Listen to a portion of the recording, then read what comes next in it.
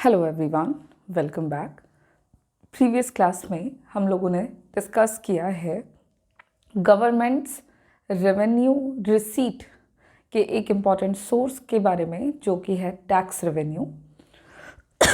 हम लोगों ने देखा कि टैक्स रेवेन्यू हम किसे कहते हैं। टैक्स रेवेन्यू का मतलब क्या है। गवर्नमेंट को जो total amount of money receive होता है फ्रॉम ऑल दी सोर्सेज, जहाँ से भी वो जब पब्लिक के ऊपर टैक्सेस इम्पोज करते हैं और टैक्सेस एंड अदर ड्यूटीज़, तो उससे जो भी पैसा मिल रहा है that is called tax revenue.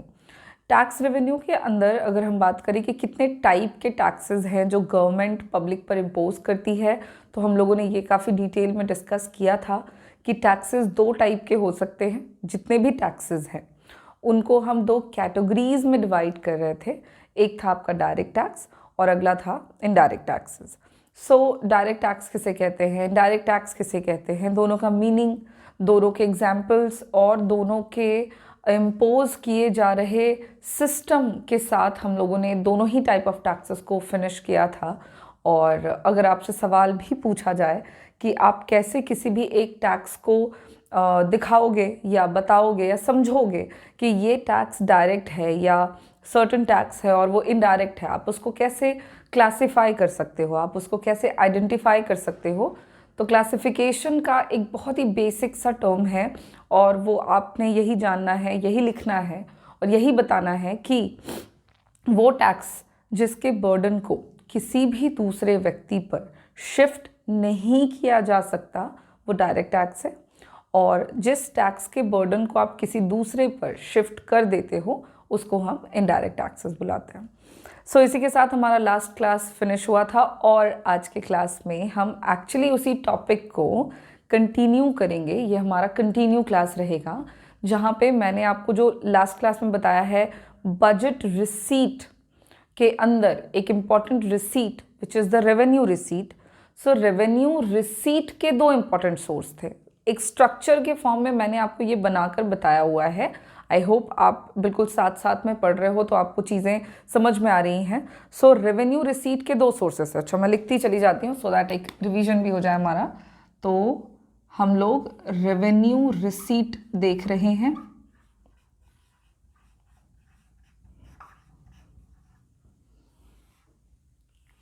Revenue receipt को फटाफट से आप रिकॉल करो माइंड में, क्या है revenue receipt. So such receipt or those receipts which neither create any liability on the government nor cause of reduction in asset। मतलब वो पैसा जो लाइबिलिटी नहीं बनाएगा, एसेट नहीं घटाएगा, वो रेवेन्यू रिसीट है। इसके अंदर आपको इस तरह से प्राप्त किए जा रहे पैसों के जितने भी वेरियस सोर्सेज हैं, अगर उनको कैटेगराइज करें तो there are two main source of revenue receipt. The first one is tax revenue, जिसके बारे में हमारा प्रीवियस क्लास था। ये टैक्स रेवेन्यू के अंदर हम लोगों ने काफ़ी सारी बातें डिस्कस करी टैक्सेस के बारे में और डिफरेंट टैक्सेस के बारे में, जहाँ पे हमने देखा था कि डायरेक्ट टैक्स किसे कहते हैं और दूसरा था इनडायरेक्ट टैक्सेस। और गवर्नमेंट जो है वो ये दो तरह के टैक्सेस इम्पोज करती है ऑन पब्लिक, और इन दोनों ही टाइप ऑफ टैक्सेस से वो जो भी पैसा अर्न करते हैं उसी को हम टैक्स रेवेन्यू बुला रहे थे। अब है कि दूसरा इम्पॉर्टेंट सोर्स, सेकंड सोर्स क्या है हमारे रेवेन्यू रिसीट का। तो एक तो है टैक्स रेवेन्यू, अगला आपको बताया हुआ है सेकंड है आपका नॉन टैक्स रेवेन्यू। गवर्नमेंट को वो पैसा जो रिसीव हो रहा है और जो पैसा उनको रिसीव करने के बदले में कोई लाइबिलिटी नहीं बना रहा, नीदर क्रिएट लाइबिलिटी, कोई भी लाइबिलिटी नहीं बनता,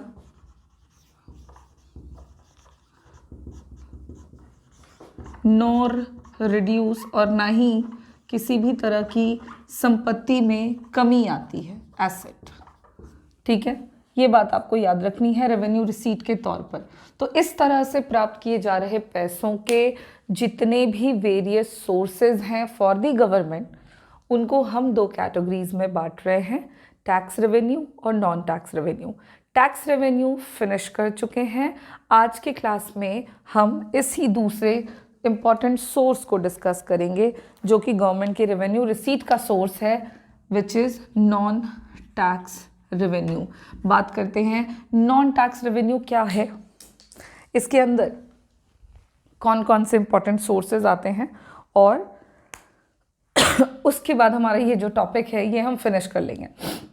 सो देखो, नॉन टैक्स रेवेन्यू का मीनिंग क्या हो गया, जैसा कि आपको नाम से पता लग रहा है, non tax revenue. Revenue means the money जो रेगुलर बेसिस पे गवर्नमेंट को रिसीव हो रहा है। ओके, नॉन टैक्स, तो अगर हम बात कर रहे हैं कि सरकार को पैसा प्राप्त होता है इकोनॉमी से, तो वो टैक्सेस के रूप में। तो सवाल आता है कि क्या सिर्फ गवर्नमेंट को टैक्सेस के फॉर्म में ही मनी रिसीव होता है, या फिर गवर्नमेंट के पास और भी सोर्सेज हैं जहां से वो पैसा रिसीव कर सकते हैं। तो इसका जवाब है बिल्कुल, गवर्नमेंट के पास टैक्सेस के अलावा भी अदर सोर्सेज होते हैं जहां से वो पैसा अर्न करते हैं, रिसीव करते हैं, और आप कहोगे कि रेगुलरली रिसीव करते हैं, इसलिए उसको हम नॉन टैक्स रेवेन्यू के अंदर रख रहे हैं। ओके, अब ऐसे कौन कौन से सोर्सेज हो सकते हैं जहां से गवर्नमेंट को पैसा रिसीव हो रहा है रेगुलरली बट वो टैक्सेस नहीं है, तो उन्हीं सारे सोर्सेज को हम नॉन टैक्स रेवेन्यू के अंदर वन बाय वन करके देखेंगे। फर्स्टली इसको अगर हम डिफाइन करने की बात करें कि नॉन टैक्स रेवेन्यू का मीनिंग हम कैसे लिख सकते हैं, सो नॉन टैक्स रेवेन्यू आप लिखोगे refers to the money receipt. Non tax revenue refers to the money receipts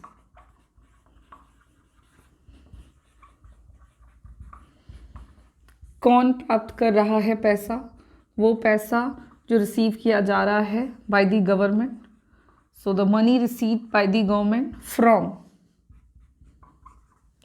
from कहाँ से, ऑल अदर सोर्सेज एक्सेप्ट, या ऑल अदर सोर्सेज, या इसको आप ऐसे लिखो, the money receive from all the sources, all the sources other than the tax, other than the tax, या tax and आप कहो other duties। सो कुछ इस तरह से नॉन टैक्स रेवेन्यू का मीनिंग जो है वो आप लिखोगे, आप बताओगे कि ये होता क्या है non tax revenue. So it simply refers to the money जो रिसीव किया जा रहा है सरकार के द्वारा उन तमाम स्रोतों से जो टैक्सेस के अलावा होता है। सरकार को सिर्फ टैक्सेस से ही पैसा मिले ऐसी कोई बात नहीं है, टैक्सेस के अलावा भी और सोर्सेज होते हैं। तो टैक्स को हटा दिया क्योंकि टैक्स वाला सारा पोर्शन तो टैक्स रेवेन्यू में कवर कर लिया है। All kind of taxes, direct है, इनडायरेक्ट है, ऑल टाइप ऑफ टैक्सेस। तो टैक्स रेवेन्यू को हम एक अलग कैटेगरी में डाल रहे हैं, और टैक्सेस के अलावा भी बाकी जितने सोर्सेज बच जाते हैं उनको हम नॉन टैक्स रेवेन्यू के अंदर इंक्लूड करते हैं, और हम उनको ही यहाँ पे डिस्कस करेंगे। नाउ द क्वेश्चन इज कि नॉन टैक्स रेवेन्यू के मेन सोर्सेज कौन कौन से हैं, ऐसे कौन कौन से सोर्स हैं जो जहाँ से गवर्नमेंट को पैसा रिसीव हो रहा है, और वो सबसे ज़रूरी बात कि टैक्स नहीं है और रेगुलरली रिसीव हो रहा है, रेकरिंग नेचर से पैसा मिल रहा है, और वो पैसा गवर्नमेंट के ऊपर कोई लाइबिलिटी नहीं बना रहा और ना ही उनके एसेट को घटा रहा है। तो main sources of non tax revenue की बात कर रहे हैं, तो वन बाय वन करके बात करेंगे, और इसके अंदर आएगा सबसे इम्पॉर्टेंट और पहला सोर्स विच इज़ इंटरेस्ट। ठीक है, इंटरेस्ट क्या है, तो हम यहाँ पे गवर्नमेंट बोलते हैं, मतलब कौन से गवर्नमेंट की बात कर रहे हैं, तो हम गवर्नमेंट कह रहे हैं मतलब हम बात कर रहे हैं सेंट्रल गवर्नमेंट की। ओके, हम बात कर रहे हैं सेंट्रल गवर्नमेंट की।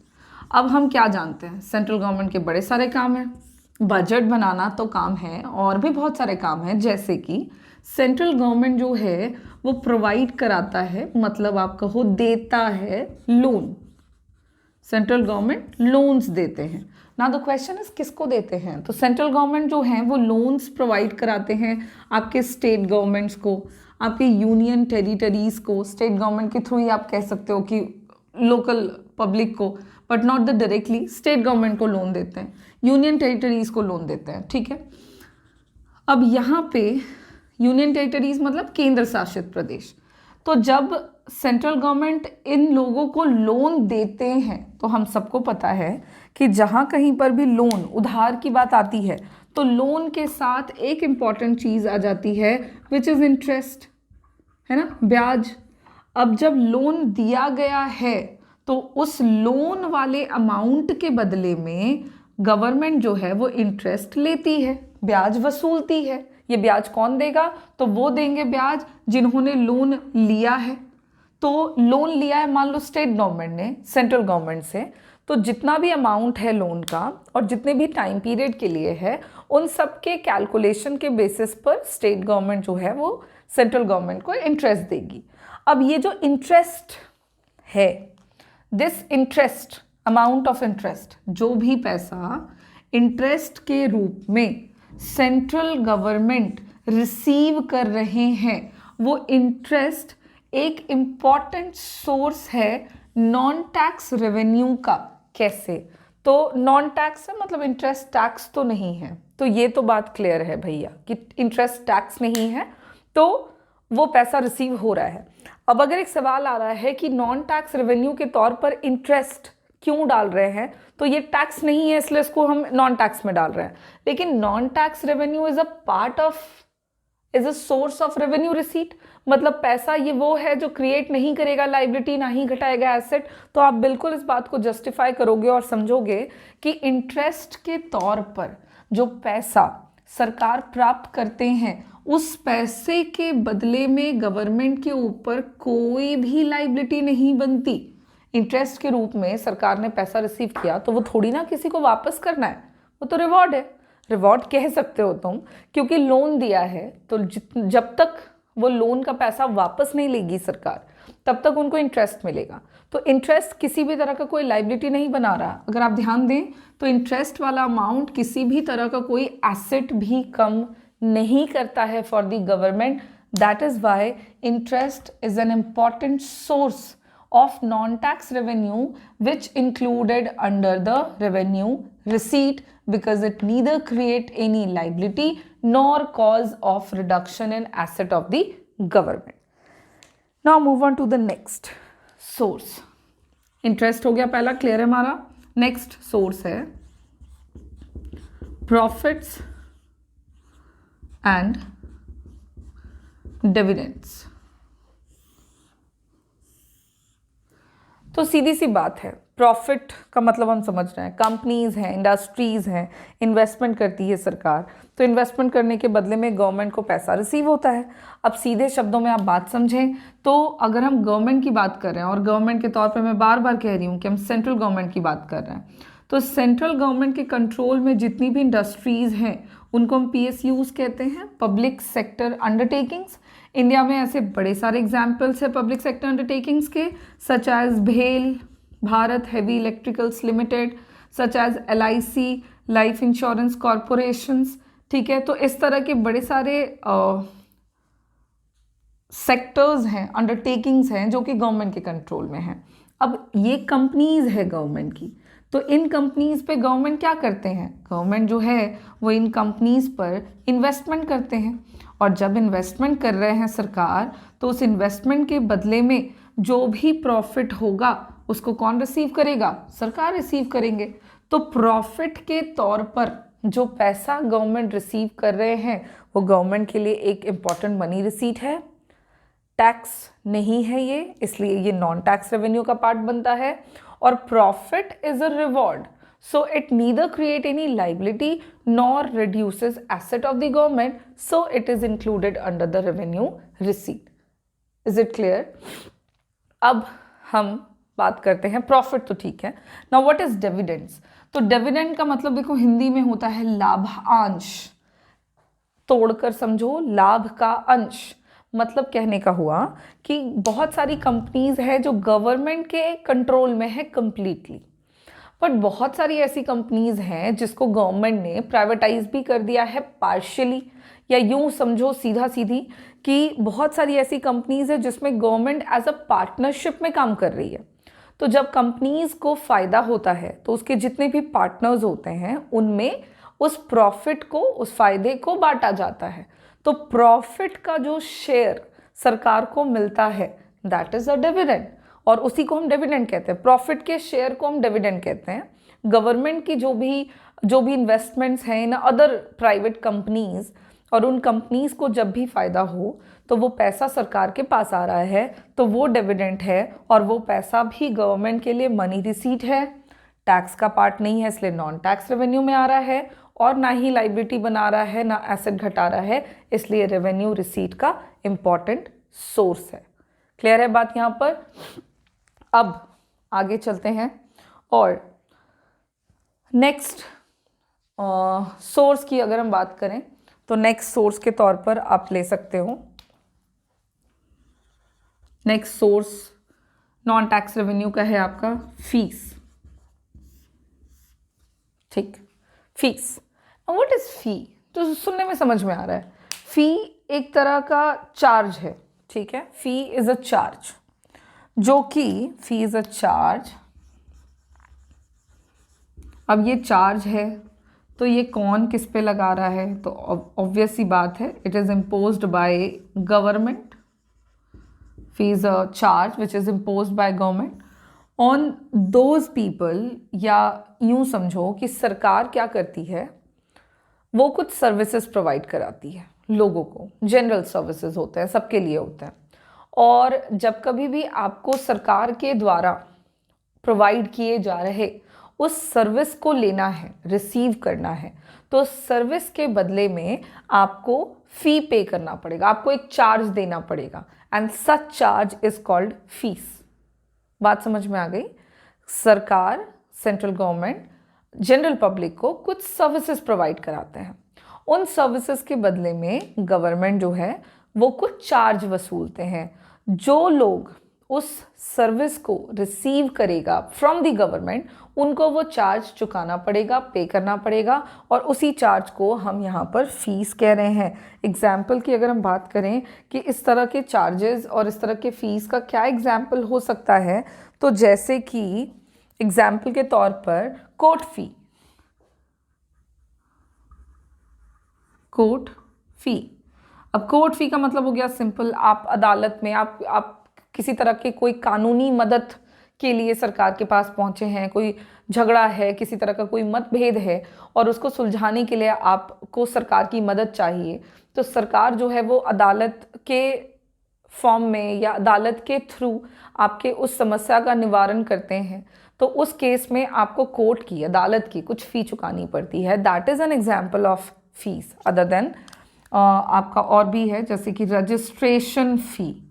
आप किसी तरह की कोई रजिस्ट्री कराना चाह रहे हैं, रजिस्ट्रेशन करवाना चाहते हैं, सच एज लैंड रजिस्ट्री आप कराना चाहते हो। आपने ज़मीन परचेज़ किया है किसी से और आपको उस ज़मीन का मालिकाना हक चाहिए, तो आप एक कानूनी तौर पर वैलिड तरीके से अपना हक उस पर ले रहे हो, तो इस केस में आपको गवर्नमेंट जो है वो हक देंगे और उसके बदले में आपको सरकार को फ़ी चुकाना पड़ेगा। सिमिलरली आपने और भी कई तरह के फ़ीस सुने होंगे, जैसे मैरिज रजिस्ट्रेशन कराना है आपको, तो उस केस में भी आपको फ़ी पे करना पड़ता है। So these are the examples of fees, जो कि गवर्नमेंट के लिए एक इम्पॉर्टेंट सोर्स ऑफ रेवेन्यू हो जाता है, बिकॉज ये भी फ़ी के तौर पर जो मिल रहा है पैसा, ये सरकार के लिए एक तरह का बेनिफिट है, सरकार को एक तरह का लाभ है और रेगुलर इंटरवल पर मिल रहा है ये पैसा, क्योंकि लोग सर्विसेज ले ही रहे हैं और उसके बदले में उनको फ़ी देना ही पड़ेगा। तो ये आपका टैक्स नहीं है, लेकिन कंपलसरी पेमेंट ये ज़रूर है, but not for all. Like a tax, it is not compulsory for all. This charge, this fees is compulsory for only those persons जो कि सरकार के द्वारा दिए जा रहे सर्विसेज का लाभ उठाते हैं, या सीधे कहो कि अगर तुम सर्विस लोगे तभी तुमको फ़ी देना पड़ेगा, नहीं लोगे तो नहीं देना पड़ेगा। So it is not a compulsory for all. Clear है? Now move on to the next source of non tax revenue. And the next is license fee. Fee is a different thing and the license fee is a different. License fee. Licence fee भी government के लिए एक important source हो जाता है non tax revenue का. And what is licence फ़ी? तो देखो, लाइसेंस फ़ी एक पेमेंट होता है जो कि अगेन गवर्नमेंट के द्वारा चार्ज किया जाता है, और ये पेमेंट गवर्नमेंट तब चार्ज करते हैं, it is a payment which is charged by the government, charged by government. और ये पेमेंट गवर्नमेंट तब चार्ज करते हैं जब वो ग्रांट करते हैं परमिशन किसी भी चीज़ के लिए, फॉर समथिंग. तो किसी भी चीज़ के लिए जब गवर्नमेंट परमिशन चार्ज करते हैं तो परमिशन ग्रांट करते हैं, परमिशन देते हैं, तो उस परमिशन को देने के बदले में सरकार ना कुछ चार्ज लेते हैं, कुछ पेमेंट लेते हैं, and that payment is called license fee. Okay, for example government ने आपको आज़ादी दे दी, आपको परमिशन दे दिया है कि आप बाइक चला सकते हो, आप 4 व्हीलर चला सकते हो. तो इस परमिशन के बदले में गवर्नमेंट जो है वो आपसे कुछ फीस लेगी, और उसी फ़ी को हम यहाँ पर लाइसेंस फ़ी के तौर पर जानते हैं. सो इसके एग्जाम्पल में आप क्या क्या ले सकते हो? तो लाइसेंस फ़ी के एग्जाम्पल्स में आप ले सकते हो ड्राइविंग लाइसेंस बनवाने का जो भी आपका फ़ी होता है, ठीक है, ड्राइविंग लाइसेंस फ़ी हो गया आपका, या आप लाइसेंस बनवाते हो license for keeping a gun, अगर आपको कोई गन रखना है अपने पास फॉर योर पर्सनल सेफ्टी, तो उसके लिए सरकार आपको परमिट कर देंगे, और उस परमिशन को लेने के लिए आपको गवर्नमेंट को कुछ फ़ी चुकाना पड़ेगा. So such fees are an example, so these fees are an example for licence fee. And ये फ़ी के तौर पर जो भी पैसा सरकार रिसीव कर रहे हैं वो टैक्सेस का पार्ट बिल्कुल भी नहीं है, और रेगुलरली भी मिलता है, बिकॉज लोग रेगुलर बेसिस पर इस तरह के सर्विसेज, इस तरह की अनुमति जो है वो लेते ही रहते हैं सरकार से, और इस तरह से प्राप्त किया गया पैसा सरकार के ऊपर कोई लाइबिलिटी नहीं बना रहा, कोई एसेट नहीं घटा रहा. सो ये एग्जाम्पल है आपके रेवेन्यू रिसीट का. Now move on to the next source which is fines and penalties. ठीक है, फाइन्स एंड पेनल्टी ये क्या है? तो देखिए, फाइन्स एंड पेनल्टी जो है वो अगेन एक तरह का पेमेंट है. Okay, these are the payments, और ये पेमेंट उन लोगों को करना पड़ता है, पेमेंट बाय दोज पर्सन्स, उन लोगों को ये पेमेंट करना पड़ता है जो कि किसी भी तरह के नियम कानून का उल्लंघन करते हैं, जिनको लॉ ब्रेकर्स कह रहे हैं यहाँ पे. सो जब लॉ ब्रेकर्स के द्वारा कंपलसरी तरीके से पेमेंट किया जाता है या उन पर से सरकार चार्ज लगाते हुए पैसा वसूलती है, तो उसको हम फाइन्स और पेनल्टी के अंदर इंक्लूड करते हैं. No, what is law break और लॉ ब्रेकर्स का मतलब क्या हो गया, या क्यों हम इस तरह के टर्म्स को यहाँ पे ले रहे हैं? तो देखिए, सरकार जो है वो देश को चलाने के लिए उन्होंने कई तरह के रूल्स रेगुलेशंस जो हैं वो बनाए हुए हैं.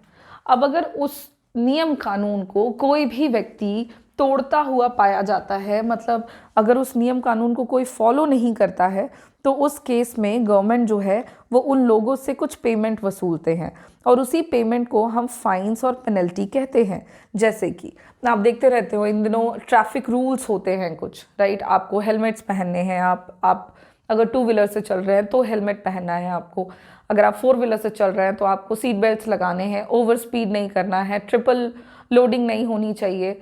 तो इस तरह की चीज़ें हैं आपके लिए, ये these are the rules, basic rules. और कोई भी व्यक्ति अगर इसको फॉलो नहीं कर रहा है तो उस पर सरकार फाइन लगा देगी, पेनल्टी लगा देगी, और वो पैसा उस व्यक्ति को चुकाना पड़ेगा. So such fines and penalties are an important source of non tax revenue, और ये टैक्सेस बिल्कुल भी नहीं है. रेगुलर बेसिस पे सरकार को इस तरह के सोर्सेज से पैसा मिलता रहता है, सो इसलिए ये रेवेन्यू रिसीट का पार्ट है. Now the next point, the next source is S-cheats. Now what is S-cheats? तो S-cheats के बारे में आप ज़रा ध्यान से समझेंगे. S-cheats एक तरह का क्लेम है.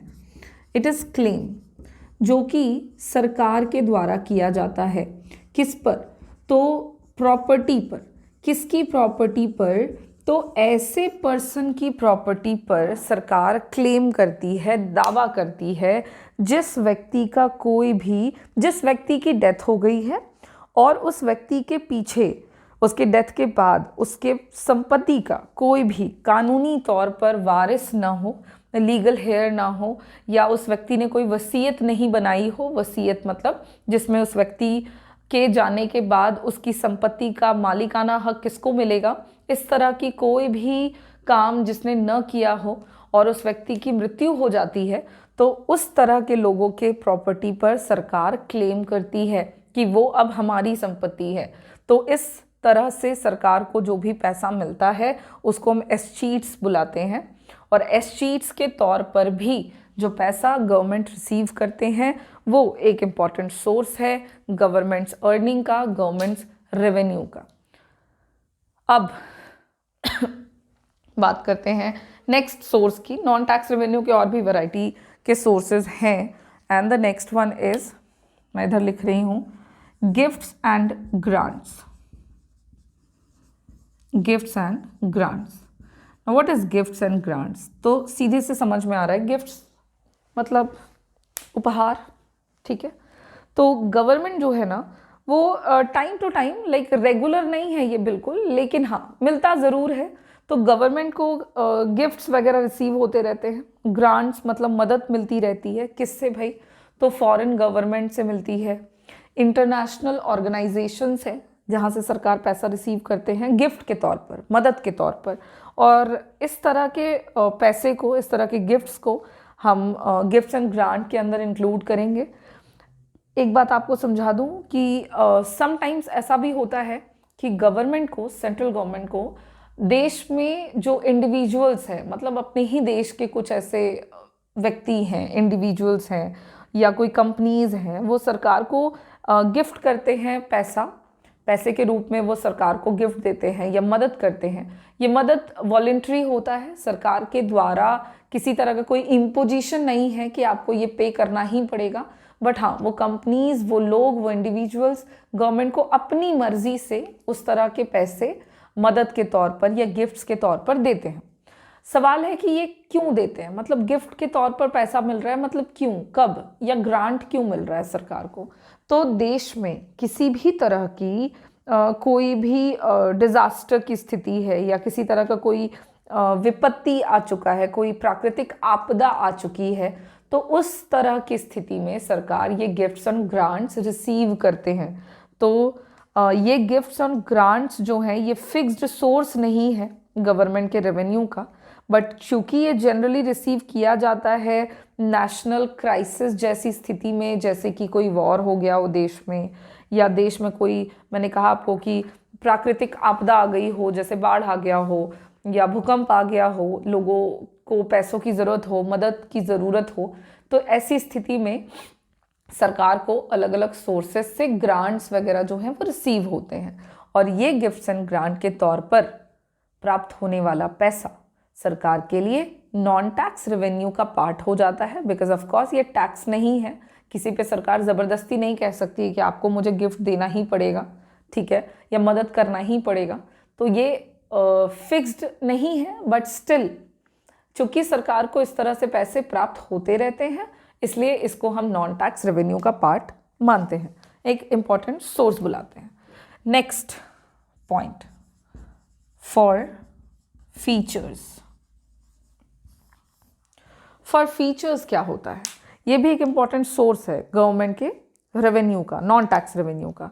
तो फॉर फीचर्स आपका पेनल्टी होता है एक तरह का. It is a penalty in the form of, it is a charge, और you can say penalty in the form of, जो पेनल्टी कोर्ट के द्वारा लगाया जाता है, कोर्ट, ठीक है. तो सरकार जो है वो कुछ लोगों पर, वैसे लोगों पर जो कि नॉन कॉम्प्लायंस पर है, या देखो इसको मैं समझा देती हूँ, या आप इसको कहेंगे कि वैसे लोग हैं हो गए जिन्होंने अपना कोई कॉन्ट्रैक्ट पूरा नहीं किया है, या वैसे लोग हैं जिन्होंने किसी भी तरह का कोई ऑर्डर फॉलो नहीं किया सरकार का। तो नॉन फुलफिलमेंट, नॉन कॉम्प्लायंस, इस तरह के केसेस पे कोर्ट जो है वो लोगों से कुछ चार्ज वसूलती है पेनल्टी के तौर पर, और उसी पेनल्टी को हम फॉरफीचर कह रहे हैं। नाउ द क्वेश्चन इज कि ऐसा कब होता है, क्यों होता है। तो अगर किसी तरह का कोई कॉन्ट्रैक्ट है जिसको पूरा नहीं किया गया, मतलब समझें कि बैंक, कोई गवर्नमेंट बैंक से व्यक्ति ने लोन लिया था for a certain time period और उस लोन को उसने नहीं चुकाया, तो उस केस में क्या होगा कि लोन का टाइम बीत गया, चुकाने का समय बीत गया, तो कोर्ट जो है वो उस व्यक्ति पर कुछ पेमेंट लगा देगी, कुछ चार्जेस लगा देगी, and that payment, that charge is called forfeiture. तो ये जनरली होता है अगर आपने किसी तरह का कोई ऑर्डर फॉलो नहीं किया है, किसी तरह का कोई कॉन्ट्रैक्ट आपने लिया था बट वो पूरा नहीं किया, तो सरकार जो है वो कुछ पेनल्टी वाया कोर्ट, अदालत की मदद से लोगों से वसूलती है, and such payment is called forfeiture which is an important source of non tax revenue, और ये रेवेन्यू रिसीट का एक इम्पॉर्टेंट पार्ट है। एक और सोर्स है आपके नॉन टैक्स रेवेन्यू के अंदर which is special assessment. Now what is special assessment, तो ध्यान देंगे स्पेशल असेसमेंट जो है वो जनरली एक तरह का पेमेंट है जो उन लोगों के द्वारा किया जाता है जिनकी प्रॉपर्टी, जिनकी संपत्ति का जो वैल्यू है, मूल्य है, वो अप्रिशिएट हो चुका है, बढ़ चुका है due to the government's developmental project. मान के चलें कि सपोज मैं एग्जांपल से समझाती हूँ आपको कि ये है क्या। तो जैसे कोई व्यक्ति है, उसके पास कोई लैंड एरिया रहा होगा और उसकी कुछ खास वैल्यू नहीं है, बाद में गवर्नमेंट का कोई प्रोजेक्ट चला एज इन कोई हाईवे का कोई प्रोजेक्ट आया, सरकार ने हाईवे बनवा दिया, या कोई फ्लाईओवर का प्रोजेक्ट आया है, या कोई सरकारी स्कूल है, हॉस्पिटल है, कुछ भी। तो गवर्नमेंट ने एक डेवलपमेंटल प्रोजेक्ट चलाया और उस हाईवे या उस प्रोजेक्ट के कारण उस ज़मीन की, उस व्यक्ति के ज़मीन की कीमत जो है वो बढ़ गई। तो जब उसके प्रॉपर्टी का वैल्यू बढ़ गया due to the developmental project of the government, तो वो व्यक्ति सरकार को कुछ पेमेंट करेगा। Again it is not that compulsory like a tax, लेकिन हाँ पेमेंट करेगा वो व्यक्ति सरकार को, और उस तरह से गवर्नमेंट को जो भी पैसा रिसीव हो रहा है वो स्पेशल असेसमेंट के अंदर आता है, which is an important source of governments revenue, जो कि नॉन टैक्स रेवेन्यू का पार्ट बनता है। इस तरह से आपको मैंने ये कुछ इम्पॉर्टेंट सोर्सेज बताए हैं नॉन टैक्स रेवेन्यू के, और आपको ये सारे पॉइंट्स जो हैं होपफुली क्लियर हो गए होंगे। आप इसको एक बार रीड कर लीजिएगा, नोट्स जो मैंने आपको प्रोवाइड किया है उसमें से, एंड देन आप वीडियो देखेंगे, आपको बातें जो है वो बिल्कुल समझ में आएंगी, रिलेटेबल लगेंगी। और इसी के साथ हमारा जो रेवेन्यू रिसीट टॉपिक हमने शुरू किया था वो कंप्लीट हो रहा है। बजट रिसीट के दो इम्पॉर्टेंट सोर्स थे, revenue receipt and capital receipt. Revenue receipt के अंदर के दो पार्ट्स थे, टैक्स रेवेन्यू जो कि हमने प्रीवियस क्लास में फिनिश किया, और दूसरा था नॉन टैक्स रेवेन्यू जो कि हमने आज कंप्लीट कर लिया है। इसके साथ रेवेन्यू रिसीट खत्म हो रहा है। नेक्स्ट क्लास में हम लोग बजट रिसीट के दूसरे इंपॉर्टेंट सोर्स को डिस्कस करेंगे जो कि होगा हमारा कैपिटल रिसीट। Thank you.